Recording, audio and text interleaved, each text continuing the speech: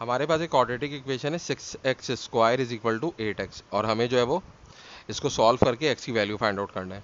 तो सबसे पहले हम क्या करेंगे कि 8x को हम दूसरी साइड पे ले जाएंगे, तो ये हो जाएगा 6x² minus 8x is equal to 0।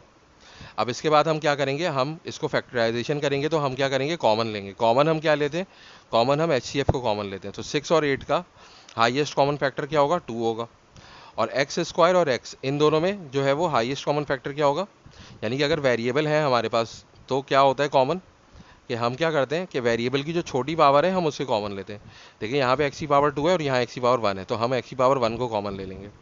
तो अब हमारे पास क्या बचेगा, देखिए 6x² को हम 2x से डिवाइड करेंगे, तो 2 3 ज़ा 6 होता है, तो यहाँ पे 3 आ जाएगा, और x² और x डिवाइड होकर x आ जाएगा। इसी तरीके से 8x माइनस 8x को हम डिवाइड करेंगे 2x से, तो x और x कट जाएगा, और 8 और 2 जब कैंसिल करेंगे तो 4 आएगा। तो यहाँ पे हमारे पास आ जाएगा ब्रैकेट में 3x minus 4 is equal to 0।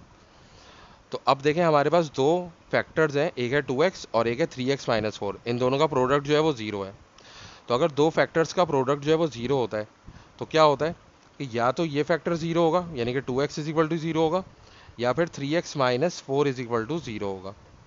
तो क्या होगा हमारे पास, अगर 2x इज इक्वल टू 0 है तो ये 2 जो है वो x से मल्टीप्लाई हो रहा है, ये क्या होगा, ये दूसरी साइड पे जाके डिवाइड हो जाएगा, तो ये हो जाएगा 0/2। तो x की वैल्यू क्या आएगी, 0/2 क्या होता है, 0 होता है, तो हमारे पास x की एक वैल्यू आ जाएगी 0। इसी तरह 3x minus 4 is equal to 0 है, तो ये हो जाएगा 3x is equal to minus 4 उधर जाके प्लस 4 हो जाएगा, 0 प्लस 4 क्या होता है, 4 होता है। फिर x इज इक्वल टू हमारे पास क्या आएगा, 3x जो है, इसका मतलब क्या है कि 3 जो है वो x से मल्टीप्लाई हो रहा है, तो 3 जो है ये क्या होगा, दूसरी साइड पे जाएगा तो डिवाइड हो जाएगा, तो ये हो जाएगा 4/3। तो हमारे पास x की वैल्यू क्या आएगी, 4/3।